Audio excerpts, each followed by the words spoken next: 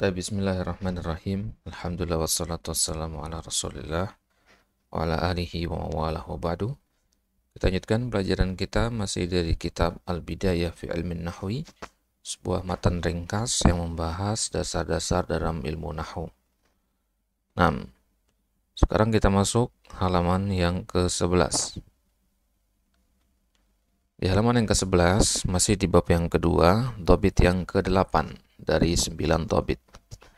Nah, di dhabit yang ke-8 ini adalah lanjutan dari dhabit sebelumnya.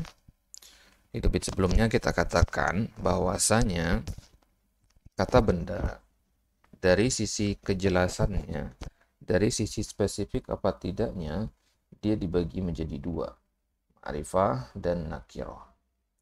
Nakirah itu adalah isim yang belum jelas peruntukannya.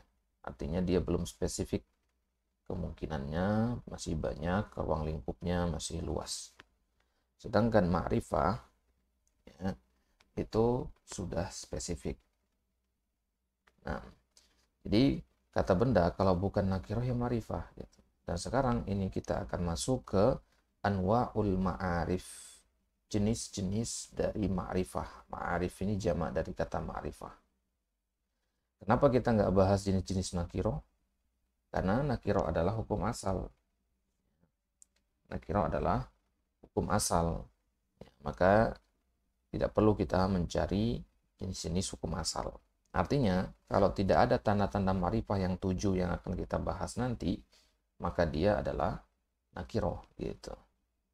Jadi tanda dari nakirah adalah ketiadaan tanda ma'rifah. Para ulama mengatakan ada dalili dalilu. Ketiadaan dalil adalah dalil. Baik. Kita mulai anwa'ul ma'arifi sab'atun. Jenis-jenis ma'rifah itu ada 7. Yang pertama ad-dhamiru. Ya, 7 ya. Kalau di kitab-kitab kadang ada 4 yang disebutkan, kadang ada 5, kadang ada 6. Nah, paling banyak 7. Nah, jadi kitab-kitab dasar biasanya hanya menyebutkan 4 atau 5. Baik. Yang pertama adalah ad-dhamir. Ad-dhamir maknanya adalah kata ganti. Kenapa kata ganti dinamakan dhamir? Karena dhamir secara bahasa artinya sesuatu yang tersembunyi. Ya, sesuatu yang tersembunyi. Nah, pengertian dari dhamir adalah ismu ma'arifatin. Ya, rokatnya diperbaiki. Ismu ma'arifatin. Sebuah isim yang ma'rifah. Dari sananya dia sudah ma'rifah. Yadullu alal mutakallim. Menunjukkan atas mutakallim, orang pertama yang berbicara. Awil mukhatabi, atau orang kedua itu lawan bicara. Awil ghaibi, atau orang ketiga ya, yang sedang dibicarakan, orang gaib. Contohnya misalkan ana, anta, huwa. Nah, ini dinamakan dhamir. Jadi seluruh dhamir huwa, huma, hum, iya, huma, hunna sampai ana, nahnu itu dinamakan ma'rifah. Ya, jadi dhamir itu semuanya adalah ma'rifah. Ya, kenapa dikatakan ma'rifah? Coba kita bedah. Ma'rifah itu kan maknanya tentu, spesifik. Ya, kalau kita sudah gunakan dhamir berarti sudah tentu, sudah spesifik. Misalkan kita mengatakan anta, kamu. Ya, artinya bukan orang lain lagi yang kita tunjuk, kamu saja. Anta laki-laki, kamu laki-laki. Kalau Anda berbicara dengan Muhammad, maka anta di situ adalah Muhammad. Zaid nggak masuk, Fatimah nggak masuk, kaum muslimin nggak masuk. Berarti spesifik sudah. Baik. Itu dhamir. Jadi seluruh dhamir adalah ma'rifah. Kemudian yang kedua, al-alamu. Ini bukan al-ilmu ya, al-alamu. Alam. Alam itu apa? Alam itu suatu kata yang lebih spesifik daripada isim. Ya, jadi isim itu kan artinya nama, ya, kata benda. Kalau alam itu lebih spesifik, merek dari sesuatu. Contohnya begini. Kalau kita katakan HP, itu isim. HP, jawalun, dalam bahasa Arab, itu isim.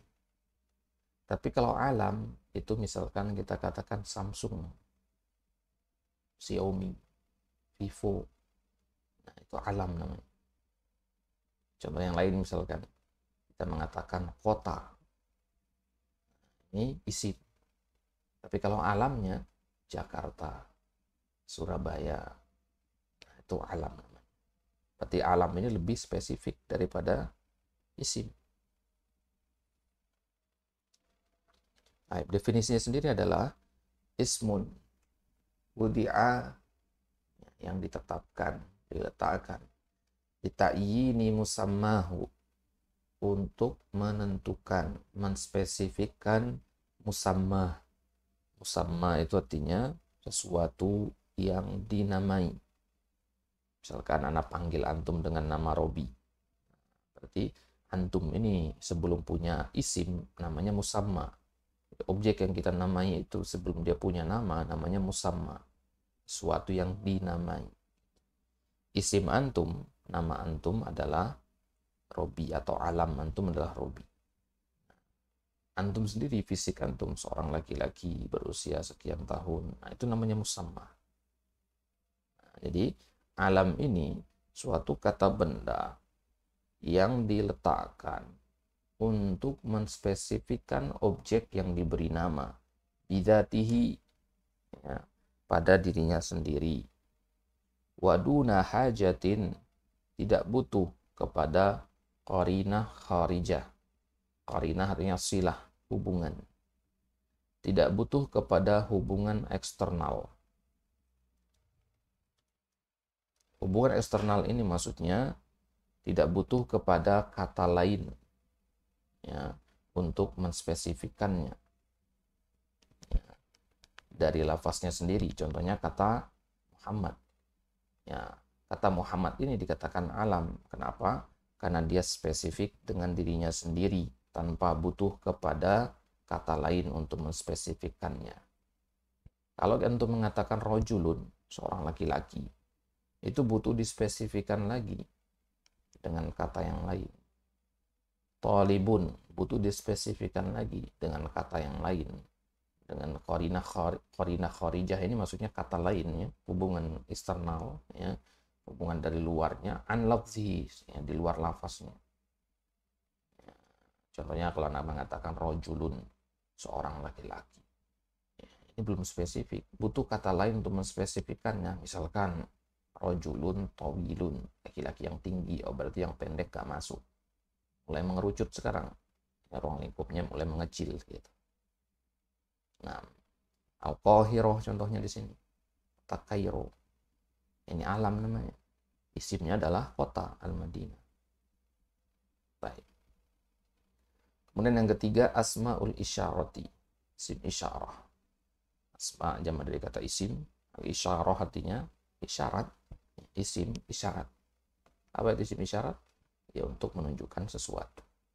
Madalla ala muayyanin. Suatu kata menunjukkan atas benda yang spesifik bil isyarati ilaih,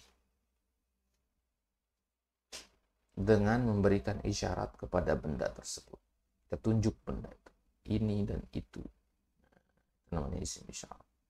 Jadi kalau anak katakan kepada antum, saya mau buku ini, nah, berarti sudah spesifik. Berarti buku yang itu, buku yang lain-lainnya, di rak yang lain itu enggak termasuk. Jadi sudah ditunjuk. Nah, kalau benda sudah ditunjuk, maka dia sudah spesifik. Contohnya pada kata za dan zaka. Za ini dari kata hadza, ya, atau hadhihi.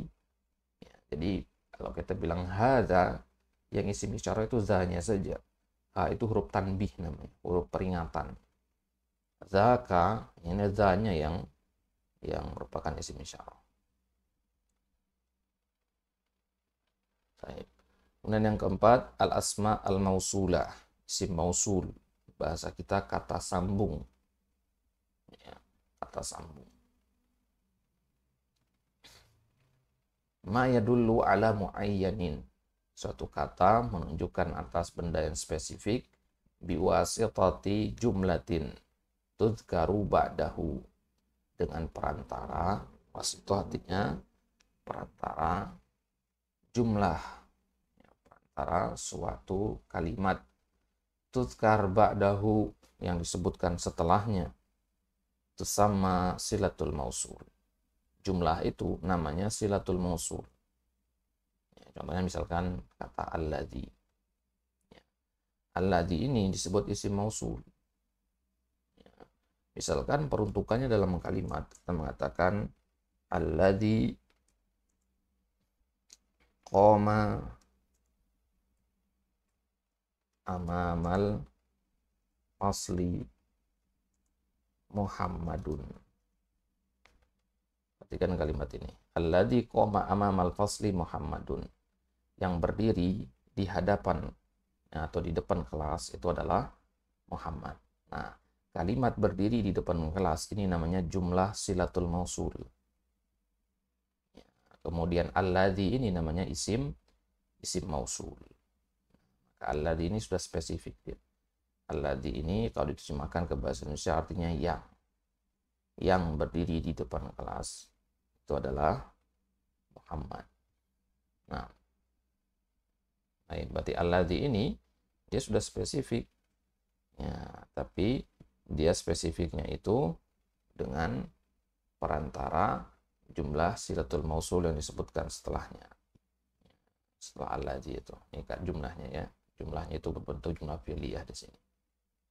Nah, kemudian yang kelima, ya, ma'rifah yang paling masyhur yang ini yang kelima, yaitu al-mu'arrafu bi'al. Yang dima'rifahkan dengan dengan alif lam. Al-mu'arraf artinya yang dima'rifahkan. Dima'rifahkan dengan alif lam. Ya, artinya dia ditambahi alif lam. Definisinya adalah ismun nakiratun dakhalat alaihi lal. Itu asalnya adalah isim nakirah. Dia dimasuki oleh alif lam. Ya, fata'ayyanu biha. Maka dengan adanya alif lam itu dia menjadi spesifik. Wasara ma'rifatan, menjadi ma'rifahlah dia. Contohnya kata ar-rajul. Karena bilang ke antum, saya melihat rajul tanpa alif lam. Itu artinya seorang laki-laki yang mana ana dan antum sama-sama tidak mengenalinya. Atau ana saja yang mengenalinya. Tapi kalau kita lagi menunggu Muhammad, ya, kemudian ana bilang telah datang ar-rajul, berarti yang kita maksud di situ adalah laki-laki yang kita tunggu, yaitu si Muhammad. Nah, ya, ana sama antum tinggal di dekat pasar Cianjur.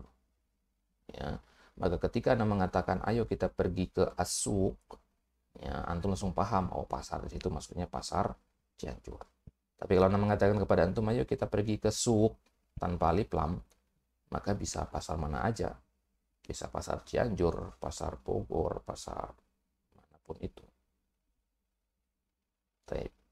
Kemudian yang keenam, al-mu'arrafu bil idhofah, yang dima'rifahkan dengan penyandaran. Ya. Ismun nakiratun, atau ismu nakiratin. Iktasabat ta'rifa min idhofatihi ila ihdal ma'arifis sabiqah. Isim nakirah yang mendapatkan ta'rifnya, sifat ma'rifahnya, min idhofatihi, dengan menyandarkannya, ila ihdal ma'arif, kepada salah satu dari ma'rifah yang 5 tadi sebelumnya. Contohnya hadza kitabu Muhammadin. Kitabu Muhammadin. Kitabu ini dia tadinya nakirah, tapi dia menjadi ma'rifah karena disandarkan kepada Muhammad. Yang mana Muhammad ini adalah ya, salah satu dari jenis ma'rifah yang 5 tadi, yaitu al-alam. Jadi kitabu Muhammadin. Dia menjadi ma'rifah dengan sebab penyandaran ini.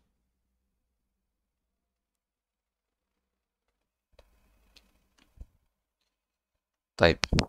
Jadi yang keenam tadi adalah al-mu'arrafu bil idhofah. Di asalnya dia itu nakirah, tapi kemudian mu'arraf, dijadikan ma'rifah bil idhofah, dengan penyandaran. Jadi dia iktasabat ta'rif, mendapatkan sifat ma'rifah itu dengan cara menyandarkannya kepada salah satu dari 5 ma'rifah sebelumnya.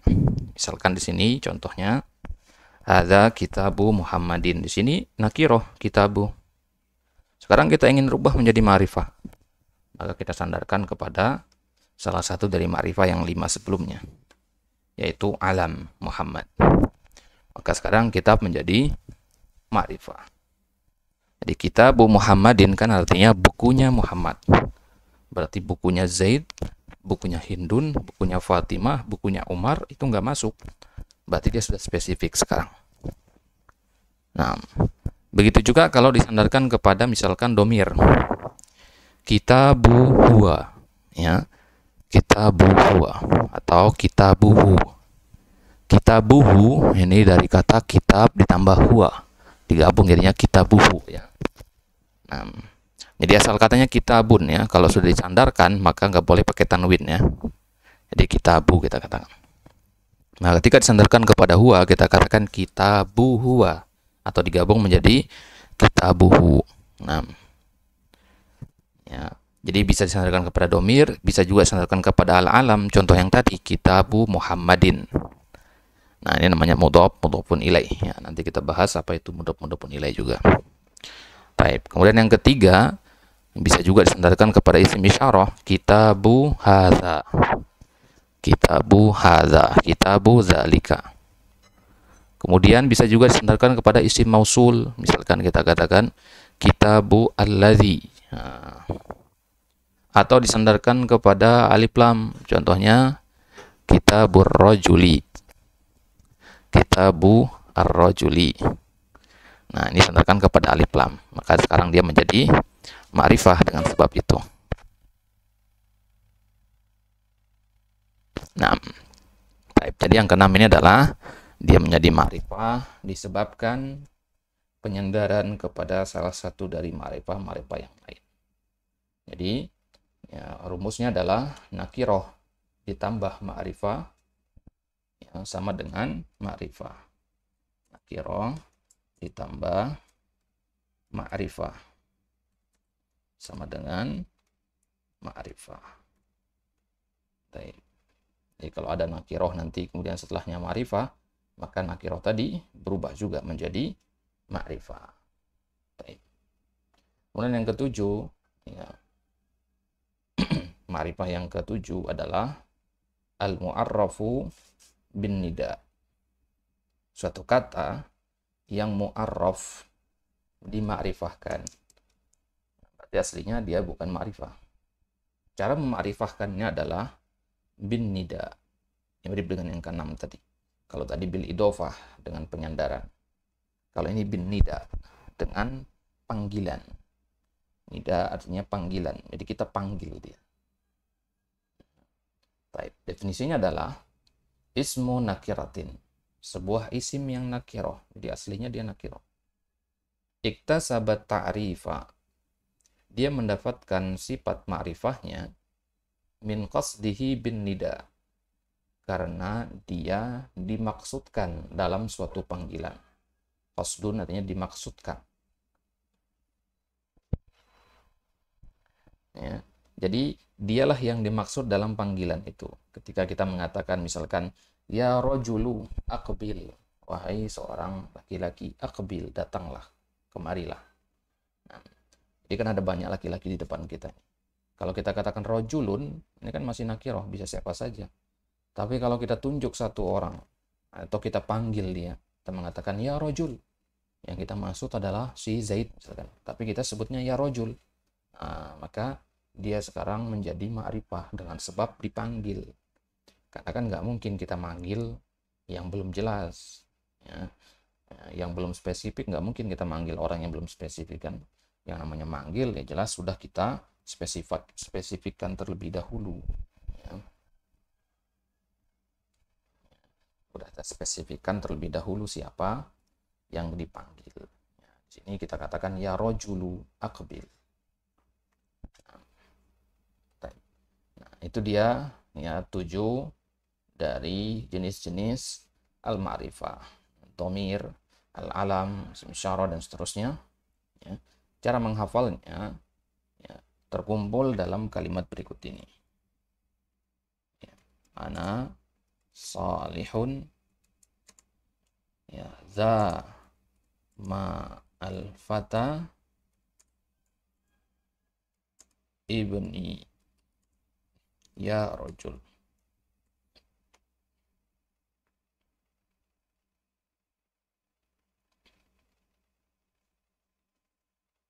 Nah, ini cara untuk menghafalkan jenis-jenis ma'rifat tadi. Ana itu domir, ya.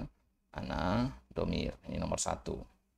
Solihun, solih nama orang, dia adalah alam, urutannya sesuai dengan di kitab ya. Kemudian za itu nomor tiga, isim isyarah, diambil dari kata hadza. Nah, kemudian ma itu salah satu dari isim mausul, ya, bimana alladzi, ya. Ma itu bimana alladzi. Ma itu banyak macamnya ya. Ya, ma hadza juga ma juga di situ. Ya, tapi ini ma mausulah namanya. Ma isim mausul. Yang bermakna alladzi. Itu nomor 4. Kemudian nomor 5 al-fata, ada alif lamnya. Al-mu'arrab bi al, yang ada alif lamnya. Kemudian ibni, ya. Ibni ini al-mudhaf ila ma'rifah, ya, itu yang disandarkan kepada ma'rifah tadi. Karena ibni berasal dari dua kata, ibnun ditambah domir ya sukun. Ya sukun ini artinya saya, ibnun artinya kan anak, ibni berarti anak saya. Berarti ada dua kata di sini, ibnun sama anak. Nah, kan ya sukun ini kan berarti domir ya, dia adalah domir tadi. Nah, karena ibnun ini nakiroh disandarkan kepada domir, akhirnya dia menjadi ma'rifah. Maka ibn ini sekarang ma'rifah dia, disebabkan penyandarannya kepada domir. Nah, ini yang ke 6 ya, yang ke-6. Kemudian yang terakhir, ma'rifah yang terakhir tadi adalah ya rojul. Ya rojul tadi artinya al-mu'arrab bin nida, yang dipanggil. Ya, dia menjadi ma'rifah dengan sebab dia dipanggil. Baik, ini dia 7 jenis ma'rifah. Ya, cara menghafalnya, ya, ulang sekali lagi. Ana salihun zamal fatabni ya rajul. Zamal fatabni ya rajul. Nah, karena hamzah wasal di tengah kata itu tidak dibaca. Zamal fatabni ya rajul.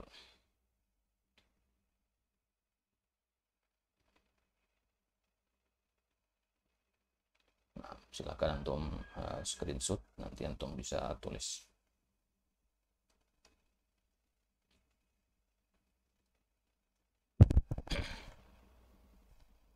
Itu dia 7 jenis ma'rifah. Sekarang kita keluar dari tema ma'rifah, keluar ke pembagian yang lain.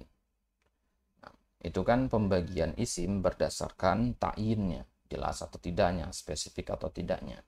Kalau ada suatu kata nanti dia memiliki satu dari 7 ma'rifah tadi, maka dia sudah dikatakan spesifik.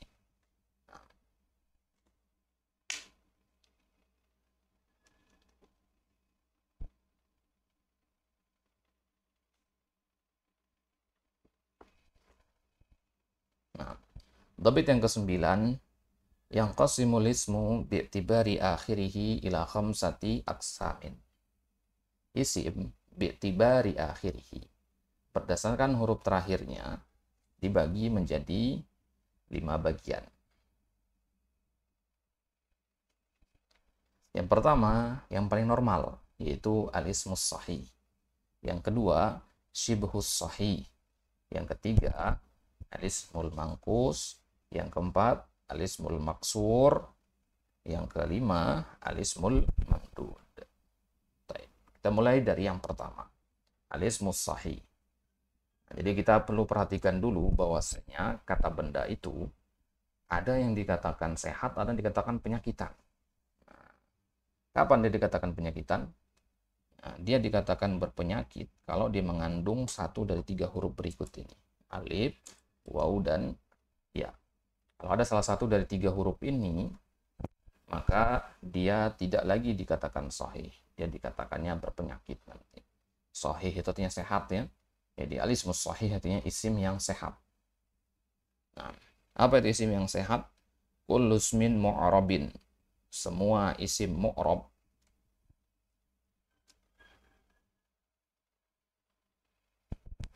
Laisa fi akhirihi harfun min ahrufil illah. Di belakangnya atau di ujung dari isim ini tidak ada huruf dari huruf-huruf illah yang tiga ini. Nah, ini namanya huruf illah ya. Yang tiga ini namanya huruf illah. Illah secara bahasa artinya penyakit. Itu tidak adanya tiga huruf ini, dia sehat namanya. Contohnya Zaidun. Lihat huruf terakhirnya. Dal ya. Dal tidak termasuk salah satu dari tiga. Muhammadun juga dal. Tapi Zaidun kan ada ya-nya. Ya, kalau huruf di awal, di tengah nggak masalah. Ya. Karena kita kan belajar nahwu itu patokannya adalah harokat terakhir. Maka yang kita lihat adalah huruf terakhirnya. Huruf pertamanya, huruf keduanya, huruf ilah nggak masalah. Itu tugasnya ilmu sorof kali itu ya. Nah, baik. Kemudian yang kedua, syibhus sahih. Ya, syibhus sahih. Syibh artinya mirip. Berarti dia agak-agak sahih gitu. Ya, agak sahih dia. Dikatakan sahih tidak, dikatakan penyakitan juga tidak. Ya, masa transisi lah dia, masih inkubasi lah istilahnya. Kulus min mu'arabin, ya, dia adalah seluruh isim mu'rab. Mu'rab artinya bisa berubah-ubah harokatnya ya, masih ingat ya pembagian isim jadi mu'rab dan mabni. Mu'rab itu yang bisa berubah-ubah. Seluruh isim mu'rab fi akhirihi, di ujungnya, di ujung dari isim tadi ada huruf waw atau huruf ya. Waw atau ya. Alif berarti nggak masuk. Qoblahuma harfun sakin. Sebelum waw atau ya itu ada huruf yang berharokat sukun. Misalkan kata dhobyun. Huruf terakhirnya adalah huruf ya. Dan sebelum huruf ya ini ada huruf yang sukun, yaitu huruf ba di situ. Dhob. Ba-nya sukun. Yun. Nah, ini syibhus sahih. Ya, syibhu as-sahih. Ya, huruf itu, kata benda itu dikatakan berpenyakit kalau berakhiran huruf illah dan sebelumnya ada harokatnya. Tapi kalau sebelumnya sukun, maka dia syibhus sahih namanya. Ya, syibhus sahih namanya. Dhobyun. Dalwun. Ya, dalwun. Jadi dia dikatakan syibhus sahih di sini karena dia huruf illah kemudian sebelumnya ya, hurufnya sukun. Kalau sebelumnya berharokat barulah dikatakan berpenyakit ya. Tapi ini sukun sebelumnya. Taib itu syibhus sahih. Kemudian yang ketiga, alismul mangkus. Isim mangkus. Apa itu isim mangkus? Kalau terjemahan ke bahasa Indonesianya nggak ada isim mangkus ya. Ya. Secara bahasa sih dia artinya yang dikurangi, tapi bukan itu mana yang diinginkan. Baik. Apa itu isim mangkus? Kullus min mu'rabin. Seluruh isim mu'rab. Berarti isim-isim mabni nggak masuk. Akhiruhu ya'un lazimah. Huruf terakhirnya adalah ya lazimah. Ya lazimah itu ya seperti ini. Ya biasa. Di belakang kata benda itu namanya ya lazimah. Maksurun, ya lazimahnya sebut saja ya, sama aja ya. Masih bingung kenapa dikatakan lazimah, udah ya saja sama aja. Maksurun ma qablaha. Syaratnya si mangkus ini harus maksur. Maksur artinya berharokat kasroh. Apa yang berharokat kasroh? Ma qablaha, yaitu sebelum ya itu. Contohnya di sini kata al-qadi. Nah, ini kan ada ya nih. Huruf sebelumnya apa? Dod. Dot ini harokatnya kasroh, ko di ya, al ko di, maka dia dikatakan isim mangkus ya, syaratnya itu tadi huruf sebelumnya harus kasroh. Nah, contoh yang kedua ada i, huruf sebelumnya kasroh i, ya, ini namanya isim mangkus. Apa bedanya dengan syibhus sahih tadi? Kalau syibhus sahih itu huruf sebelumnya sukun. Kalau ini huruf sebelumnya berharokat, entah berharokat apapun itu. Kalau di sini berharokat kasroh ya, si mangkus itu harus berharokat kasroh. Baik. Kemudian yang keempat, alismul maksur. Kullu ismin mu'rabin akhiruhu alifun lazimah. Kalau isim mangkus itu ya lazimah, ini akhirnya adalah alif lazimah. Kemudian bedanya dengan isim mangkus, kalau isim mangkus itu maksurun ma qablaha, harus kasroh sebelumnya. Kalau ini maftuhun ma qablaha, harus fathah sebelumnya. Contohnya Mustafa, nah, ini alif ya. Jadi perhatikan, kalau bengkok seperti ini kemudian ya sebelumnya fathah, maka dia adalah alif. Ya. Nah, jadi kalau ya ada titiknya, ya, kalau ditulis misalkan seperti ini, nah ini ya ini, ya, dan ada titiknya. Tapi kadang juga ditulis begini, ya, kadang ditulis begini, nah, nggak ada titiknya. Ya, tapi juga ini ya.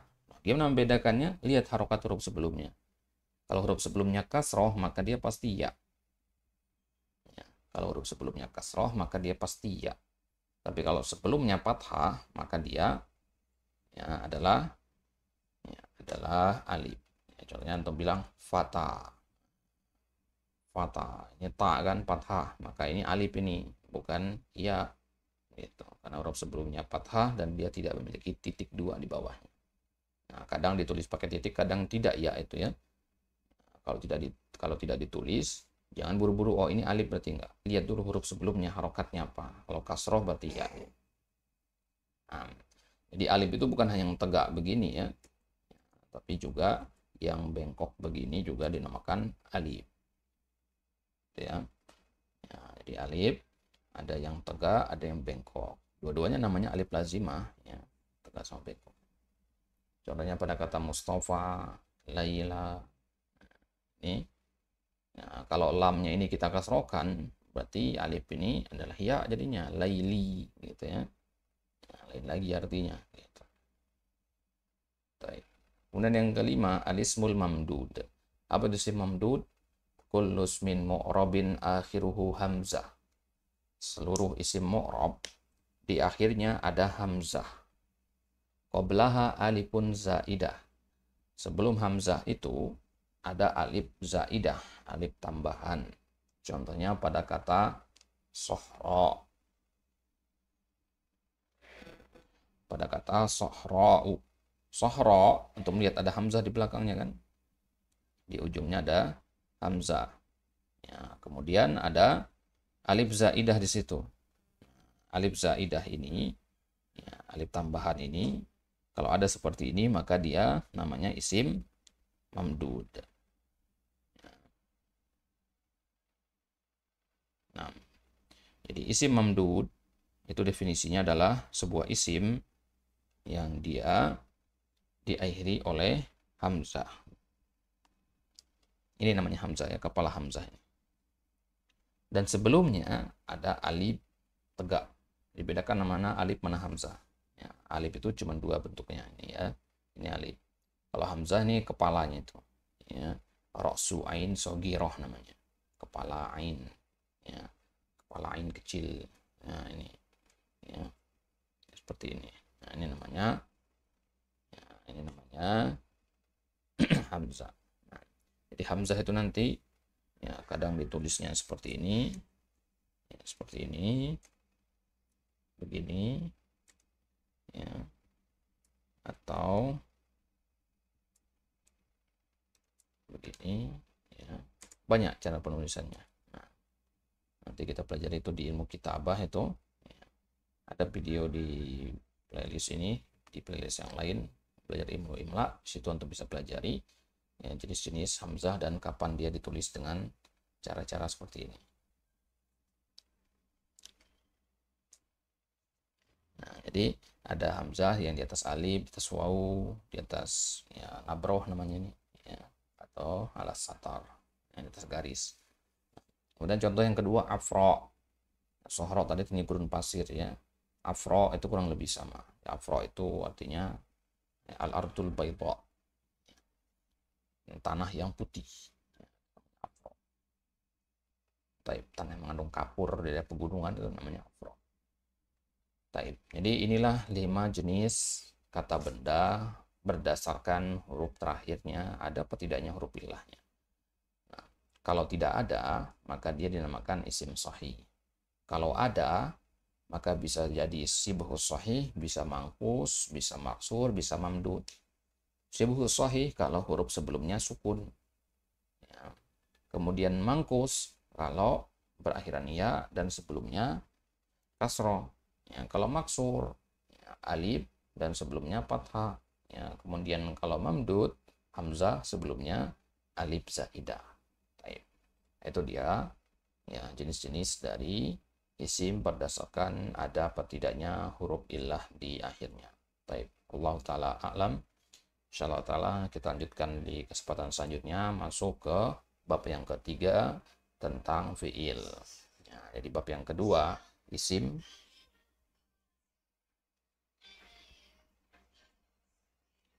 Nah, di bab yang kedua isim, bab yang ketiga insyaallah nanti kita ambil fiil. Baik, fadhil ya Robi, ada soal, pertanyaan, silakan. Ustaz, untuk jadi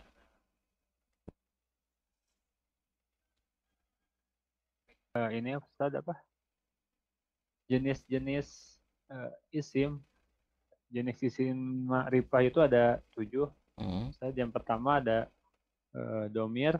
Domir itu berarti ana, antum, nahnu, antum, antuma gitu ya Ustaz ya. Nah, semua Maksudnya domir yang 14 saja. baik. Selanjutnya ada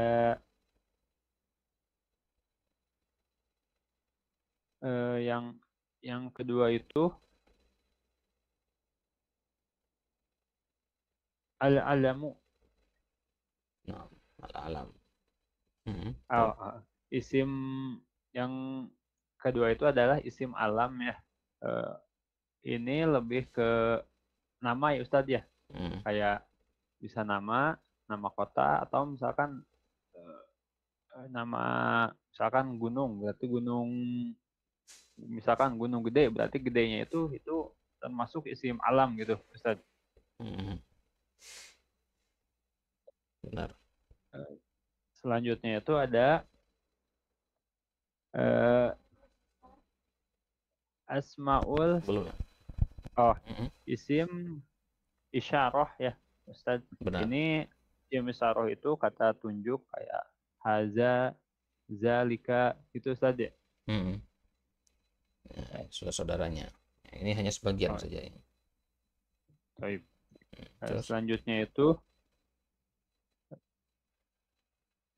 isim mausul. Isim mausul itu yaitu kata sambung. Kata sambung, Hmm. contohnya allazi. eh, ini berarti lebih kayak sama nggak kayak huruf Ustadz? Kayak min gitu? Nggak. Enggak, kalau itu huruf jar. Hmm. Berarti Oh, kita kan lagi bahas isim ya. hmm. Kalau huruf berarti nggak masuk. Oh, berarti ini mah posisinya pasti ada di awal gitu Ustaz. Nggak harus, nggak harus. Ya, nggak harus dia. Cuman Tapi kalau kita mm-mm, katakan mungkin kebanyakannya memang begitu. ada di depan. Hmm. Selanjutnya itu yang kelima itu eh, al-ma'rofu. Al-ma'rofu ini Al-mu'arrafu. al ya Ustaz? Al-mu'arrafu bi. Oh, al oh. Berarti kalau yang ini mah adalah penambahan alif lam itu saja. Mm-mm. Adanya alif lam. Mm-mm. Ya, eh, kalau penambahan alif lam itu istilahnya al-mu'arraf bi oh, al. Ya, boleh antum al-ma'rof. katakan penambahan alif lam, tapi dalam bahasa ini kita katakan ya, al-mu'arrafu bi al. Kalau ada yang tanya Al nanti oh, ya, yang ditambah alif lam itu istilahnya apa? Ya, itu dia istilahnya. al-ma'rofu. Ya. Ib. Terus yang ketujuh itu eh, adalah isim al-mu'arrafu bil idofah, yakni adalah penyandaran ke isim ke, ke isim yang lainnya Ustadz ya. Mm-mm. Contohnya, haza kitabu Muhammadin. Nah, ini Ustadz, kalau kan Muhammadin ini ada efeknya enggak dengan eh, apa kayak kita Bu jadi kan jadi Muhammadin ini kata Iya. di akhirnya ini, huruf di akhirnya.